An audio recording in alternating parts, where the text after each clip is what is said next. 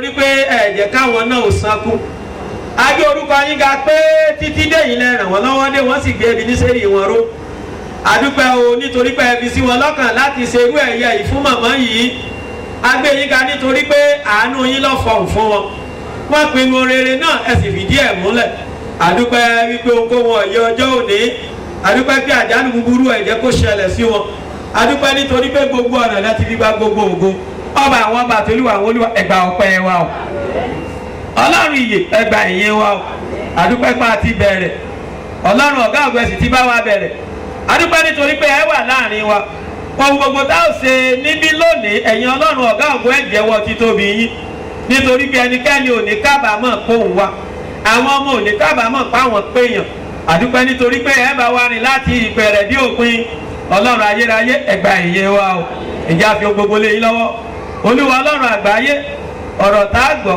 orin tá a kọ ohun gbogbo tá a ṣe ẹ̀jẹ̀ ó jẹ́ ìtẹ́wọ́gbà lọ́dọ̀ yín ògo ni fún yín ọlọ́run wa lópin ètò yìí ẹ̀jẹ̀ alẹ́nu ọpẹ́ kọ́kàn wá kún fún yín ní orúkọ jésù kristi olúwa wa. Praise the Lord, praise the Lord, praise the living Jesus. A yìn ọlọ́run fún ìṣẹ́jú díẹ̀. Adonai, we worship you, Son of God, you are so good, Almighty God, hallowed be thy name, your dominion is forevermore, Adonai.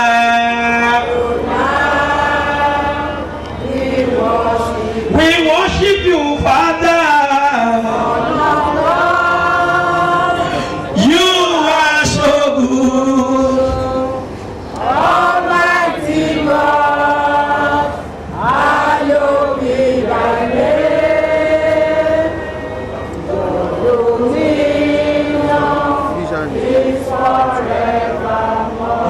Adonai, Adonai, we worship you, the King of Kings and the Lord of Lords. Oh, Father, the beginning and the end, Almighty,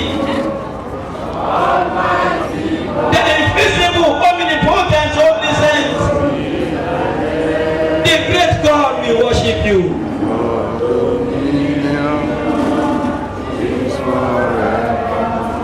As a prayer, oh Lord, we are very, very grateful for all you have done for us. Oh Lord, we are very, very grateful. We say thank you, Jesus. Oh Lord, we are very, very grateful. We be for all you have done for us. Oh Lord, we are very, very grateful. I say thank you, Jesus. the beginning and the end. Oh Lord, our God, we are very, very grateful for what you have done for us. We appreciate you, oh Lord, because you are so great. We are very, very grateful. Oh Lord of hosts, we say thank you, Jesus. You are the Lord, that is your name. You will never share your glory with anyone. You will never share your glory with anybody. Almighty God, that is your name. You are the Lord. That is your name.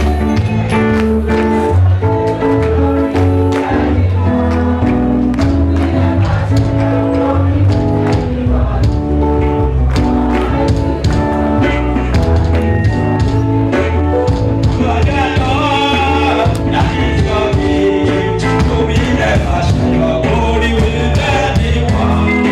You will never share your glory with anyone.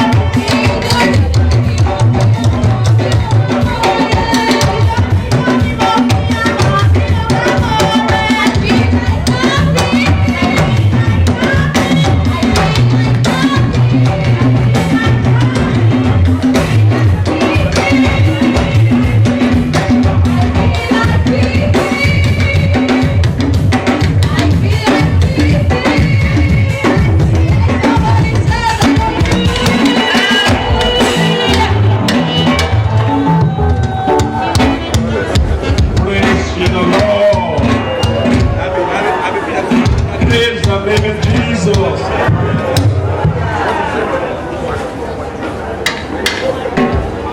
We want to appreciate God Almighty for this wonderful opportunity given to the family of the Loris for this 20-year remembrance that they are doing today.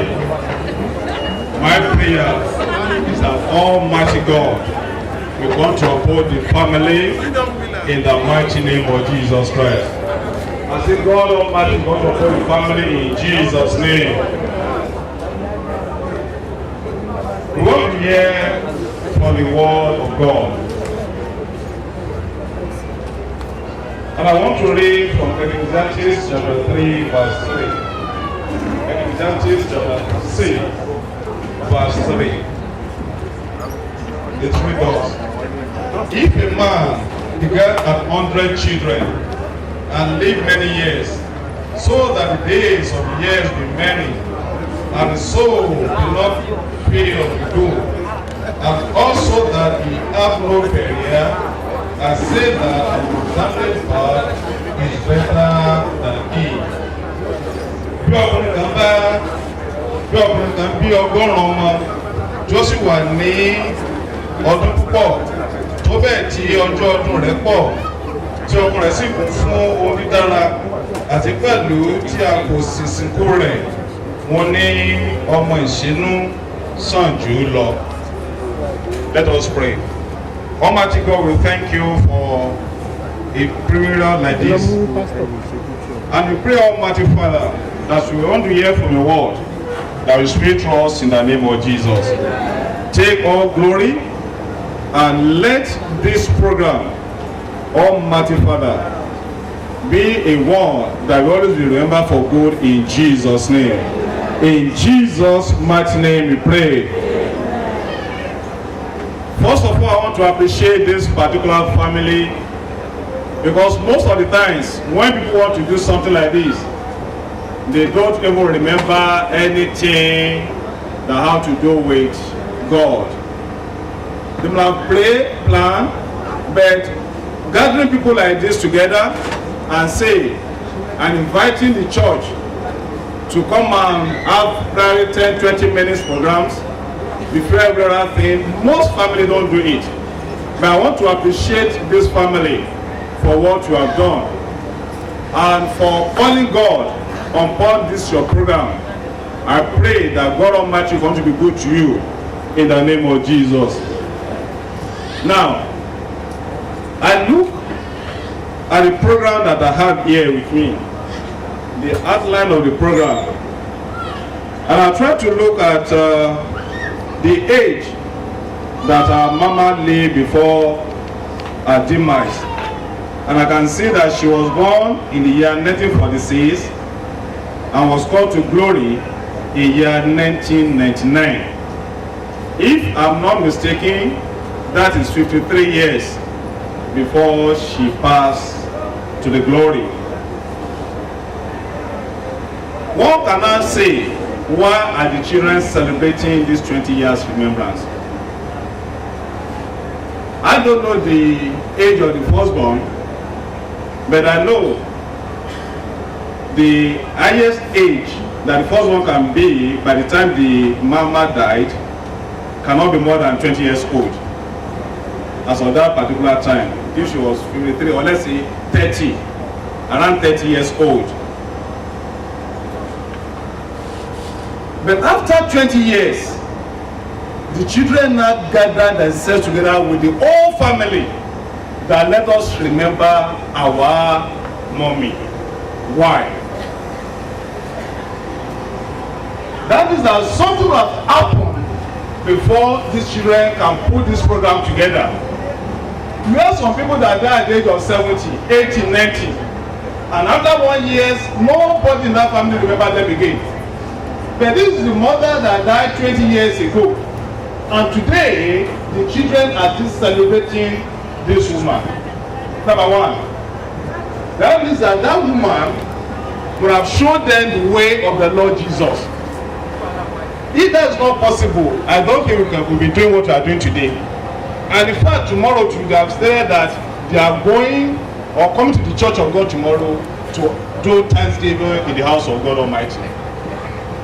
So what are the things that we can leave as a legacy for our children? Somebody was discussing with me yesterday and said, at this age of 60 plus, I cannot buy a plot of land for my children and say this is what you inherit after me.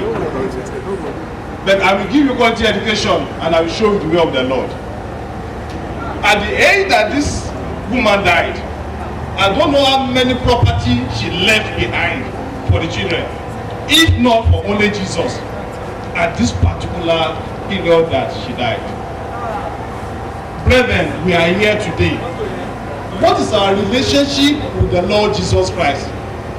This is the only thing that can keep us going even after we have passed on. And also remember, this world is just a passing phase for us. Some people have come, they have lived before our own. Sometimes to which we will go except righteous happen. So what are we passing on to the generation that yet unborn? Brethren, please, I'm imploring us in the name of the Lord Jesus Christ. The Lord Jesus matters so much. Please and please, let your children know Jesus, even from their tender age. The world today is so much corrupt that people don't want to do anything, don't have anything to do with the church again. But how can we survive? How can we live as children of God so that we can have something wonderful to pass to generation yet unborn? So number one, our own way of life matters so much. The way we live our life matters so much. If this mama has not lived a good life, definitely there's nothing that the children will be celebrating today. That's one. Number two, from that passage read, he said that if a man live 100 years and doesn't have a befitting burial, it's even better for that person to have died at a tender age. I don't know what the children will have done that 20 years ago when Mama was called to glory. But today, they are celebrating their mother. Because today, they want to have a befitting remembrance for their mother. So it's very important.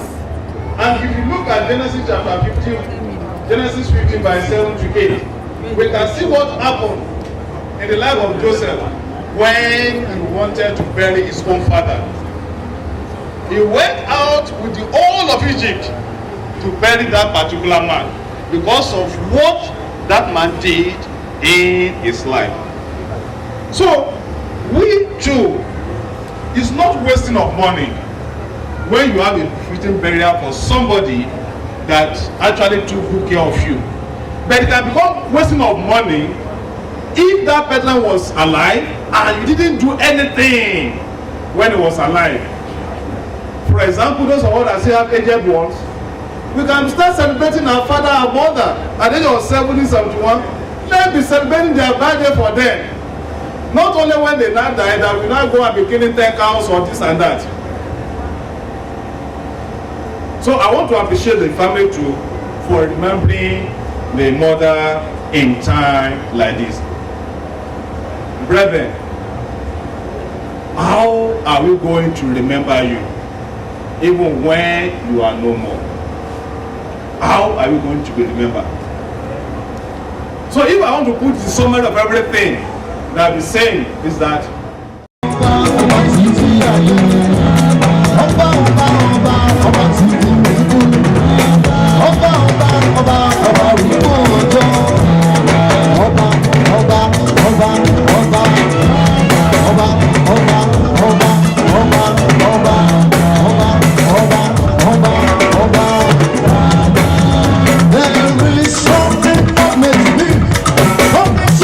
Presence, I am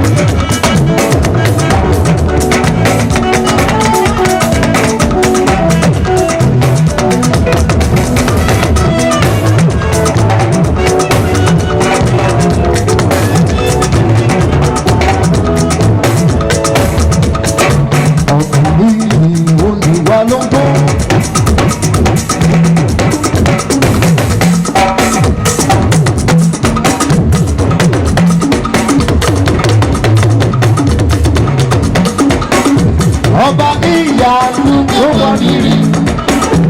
Ìmọ̀lá gbogbo ìráyé wá. Èmo fífẹ́ àtọ́bí jù wọ́n. Olúwa ọ̀pẹ nínú wọn. Olórí ọ̀pẹ tó bí bèbí. Òbí mi kò sì ti lóbi. Ilé bàbá bẹ̀rẹ̀ bẹ̀rẹ̀.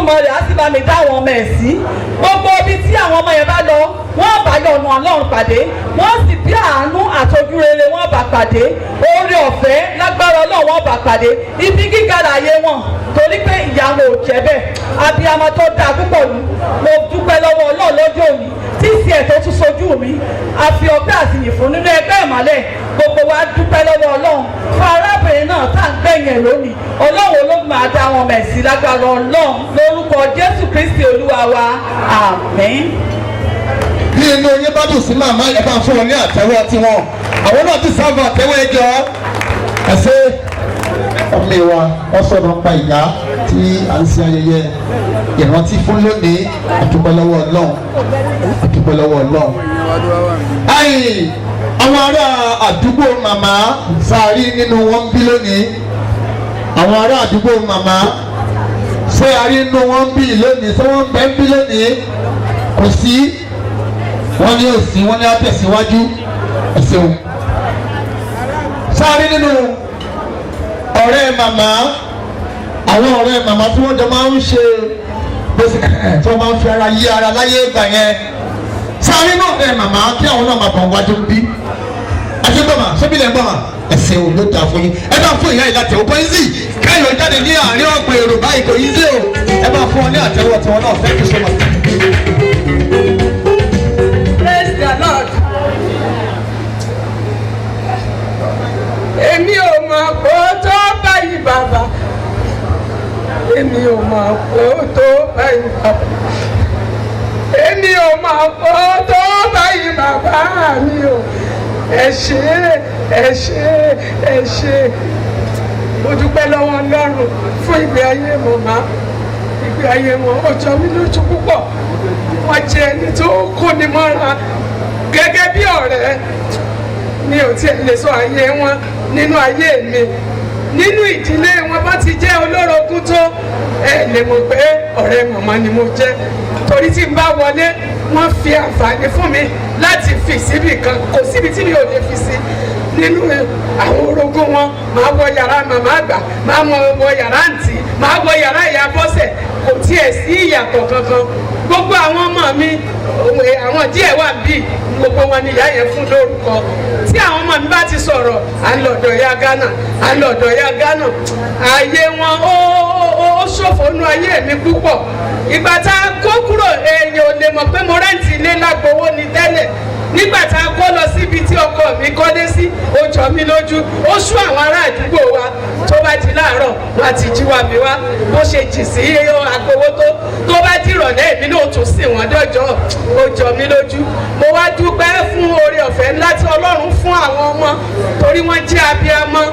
A máa ń ru ẹrù lọ sí Ọ̀rànyàn nígbà táwọn ọmọ bá rí admission àrù abọ́ àrù àwọ̀ àrù gbogbo ẹ̀ pàápàá jùlọ ńjọ́ tí wọ́n mú PCC Èrúwà poli ẹ̀ẹ̀mejì la ru ẹrù lọ ṣùgbọ́n mo dúpẹ́ náà pé Ọlọ́run tiẹ̀ mú bó tilẹ̀ jẹ́ pé wọ́n sùn síbẹ̀ ayọ̀ sí ibẹ̀ náà ni mo dúpẹ́. Mo wá fi àkókò yìí mo fi dúpẹ́ lọ́wọ́ Ọlọ́run mo sì tún gbàdúrà pé ọlá àwọn ọmọ yóò máa pọ̀ sí wọ́n máa tẹ̀síwájú àti síwájú náà ni gbogbo ọ̀rẹ́ tí wọ́n fi sílẹ̀ àti mọ̀lẹ́bí Ọlọ́run á dúró tì wọ́n. Wọ́n tún mú mi mọ ọ̀pọ̀lọpọ̀ èèyàn ẹni tó bá ti jẹ́ ọ̀rẹ́ wọn wọ́n á fẹ́ kémi náà jẹ́ ọ̀rẹ́ rẹ̀. Nínú àwọn tí mo tún tẹ̀lé lónìí ọ̀rẹ́ màmá náà ni tí wọ́n bá ti kò sí àwọn àbúrò wọn tí wọ́n fẹ́ ṣe nǹkan lẹ́mi náà bá fẹ́ ṣe nǹkan bí n bá ti ní àbúrò ọkọ mi ń ṣe nǹkan báyìí àjọ ń tẹ̀léra wa lọ ni. Nítorí ìdí èyí mo fẹ́ ká kọ́gbọ́n lára wọn mo fẹ́ káwa náà tún mú ìwà wọn lò. Mo sì gbàdúrà wípé lórúkọ Jésù Ọlọ́run á dúró ti àwọn ọmọ ìdílé Ìlọrí ò ní dàrú ayé àwọn ọmọ ò ní bàjẹ́ wọ́n máa tẹ̀síwájú nínú rere sí Jésù Olúwa wa. ẹ bá fún màmá ní àtẹ́wọ́ tiwọn náà àwọn náà ní sábà àtẹ́wọ́ bó tiẹ̀ jẹ́ pé ojú wọn lérò rèrò.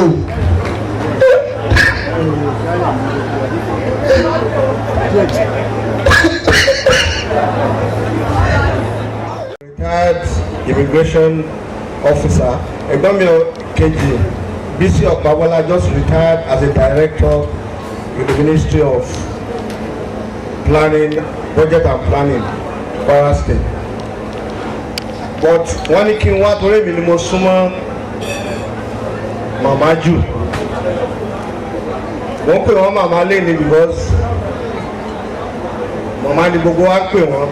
Nígbà yẹn tí táwọn ọmọ wọn bá pè màmá kéwì bá pè àǹtí wọn wá bá mi pé kí ló dé tí mo pè màmá àwọn láǹtí mo láǹtí mi ni. Even though èmi ni mo kéré jù. I've always said this and I will repeat it again. I've said it several times.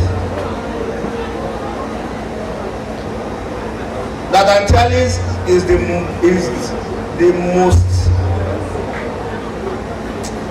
best person I've ever seen in this world. I repeat, the best person. Fantastic human being. Àǹtí mi lè gé orí ìdí ẹ̀ kó pé fún yín kẹ́ lọ solve problem yín. And I'm standing standing with you as I'm standing in front of you today. By the grace of God, I'm a medical doctor and a public health professor. Ó wà lára àwọn tó sanwó school mi láti primary school tí mo fi parí. Àwọn ẹ̀gbọ́n mi tí mo dẹ̀ dárúkọ yẹn náà, òun ló rán gbogbo wa lọ school. MC, ọ̀rọ̀ ẹkún kọ́ lélẹ̀. We are appreciating and thanking God for my sister. I know. I'm also saying this, that this is a time of appreciation and thanking God for what God has done in our life. 20 years ago, I was in my room. I came back from the hospital. Sholade Waleoni, Mama Ku, Mama Wo. But today, we have seen all of them done very well. Bode is doing well. Wale is doing well. BC is doing well. Everybody is doing well. And that is the best thing. Even though what will we do? So we appreciate all of you for coming to, especially celebrate our sister. She's gone, but we still feel her. She's still with us. The children are good, doing well. And my prayer is that as all of you are going back home, the Lord will see you through.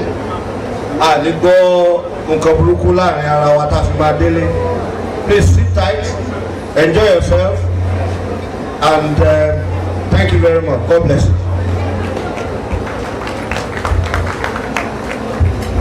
Please put your hands together for my people, our wonderful brother. Hands me together powerfully for him, please. We are still on talking or saying something or testifying about Mama. Now it is the turn of Ilori family. The turn of Ilori family. Are they here? Ilori family, please. Who is going to represent the Ilori family? They are not around. The Ilori family, please. Who is coming? Ẹbí Ìlọrí ẹjọ́ torí ìpàdé ọ̀hún bẹ́ẹ̀ torí mo sọ lé èbó ní. Torí tí a bá ti rí ẹbí Ìlọrí ní ìwọ̀n 30 seconds to this time. A tẹ̀síwájú lórí ètò yìí. Ẹbí Ìlọrí ẹ̀yìn dà. Okay, 10 seconds. 20 seconds. Wait. Ẹbí Ìlọrí.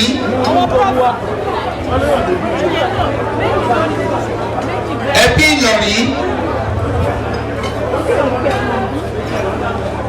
Ẹbí Ìlọrí. Sẹ́yìn jẹun tẹ́lẹ̀ ni àbí ẹ̀ ń jà fún àyà.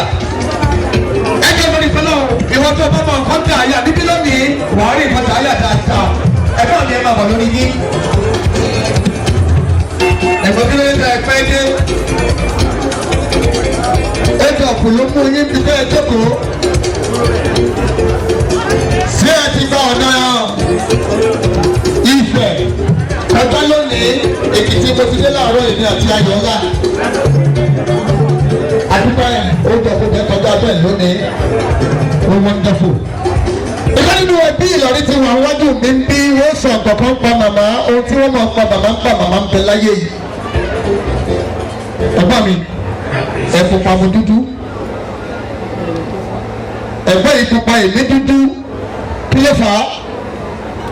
Kí n mo ṣe? Ẹ̀yin pupa èmi dúdú. Kí n mo ṣe? Ẹ pàrọ̀ àwọ̀. Ẹgbẹ́ sọ̀rọ̀. Ìyẹn kọ́ kò rí bẹ́ẹ̀. Paul èmi ò gbé ọ̀gẹ̀dẹ̀ àgbàgbọ́ owó tèmi fún ẹ̀gbọ́n yìí wọ́n sọ̀rọ̀ pa màmá tí a ṣe ìrántí fún lọ́jọ́ tòní. Ẹ ṣe. Ẹ káàárọ̀ ẹ káàsán o. Mo kí gbogbo ilé o.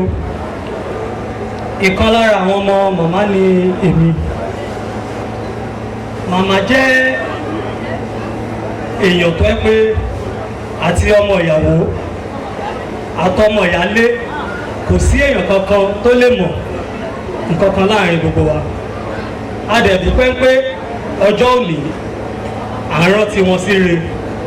A dẹ̀ dúpẹ́ lọ́wọ́ gbogbo ẹ̀yin tẹ́ wá lágbára Ọlọ́run, gbogbo ẹ̀yin arúgbó wa tẹ́ wà bí. Àwọn ọmọ yín wọ́n á ṣe jù báyìí lọ fẹ́yìn náà lágbára lọ́wọ́ Ọlọ́run. Ẹ pọ́n wa lé lẹ fi wá, kì í ṣe pé ohun tí ẹ wá jẹ ọ̀tẹ́ wá mu ni ò sí nílé, ṣùgbọ́n nínú àánú ẹ̀ ń bí a ṣe ṣe nígbà ayé wọn. Ó jẹ́ nǹkan tẹ́ ẹ wò mọ́ wa lára, kì í ṣe torí tàwa mọ́ bí kò ṣe ihun tí ìyá ṣe nígbà wọn. Adúpẹ́ gan-an ni, adúpẹ́ gan-an ni. Ibikíbi tí oníkálùkù ti wá lónìí lágbára lọ́wọ́ Ọlọ́run ọba ẹ̀ bà ní láyọ̀. Ọkọ̀ ò ní jẹpo, kò ní mu ẹ̀jẹ̀, lágbára Ọlọ́run láyọ̀ lè máa bá ní. Adúpẹ́ gan-an ni. Ẹ ṣé púpọ̀, ẹ ṣé pọ̀ sà, ẹ ṣé mà. Ẹ bá fún ẹ̀gbọ́n yìí ní àtẹ́wọ́ tiẹ̀ náà. Àwọn náà gbìyànjú kò yí sí ìkéyìí tó bá sọ̀rọ̀ wọ́n jọ́ pèrò. Ṣùgbọ́n torí pé ó ti mú àwọn lára àti pé máa ń mú owó wọn fún àwọn làwọn ṣe tẹra mọ́ dáadáa. Kò síbi tẹ́ ti ní káwọn wọn sọ̀rọ̀ táwọn ò ní sọ̀rọ̀. Bí gbogbo yín ṣe wà tẹ́ ẹ bá pa ọwọ́ pọ̀ pé kí n lọ bá yín bá pírẹsidẹ́ǹtì wa lónìí pé kí n bá wọn sọ̀rọ̀ nípa gbogbo ẹ̀yin tẹ́ ẹ jókòó yìí no problem. Ẹ̀yẹ́ ṣáàtà owó tó fẹ́ mi kí n fi wọ́n pẹ̀lú Àbújá àdúpẹ́. Bó ṣe train ẹni kí n wọ̀ train kí ló ti ń ṣe èmi ṣègbékẹ́ mi ṣàtidọ́ òun ni ọdúnpẹ́ lọ́wọ́ Ọlọ́run mo ti ń rí pẹ́rọ̀ mo ti ń rí oríṣiríṣi níbí lónìí àgbàdo ayé níbí lónìí. Before I continue, let me begin to recognize some people in the house.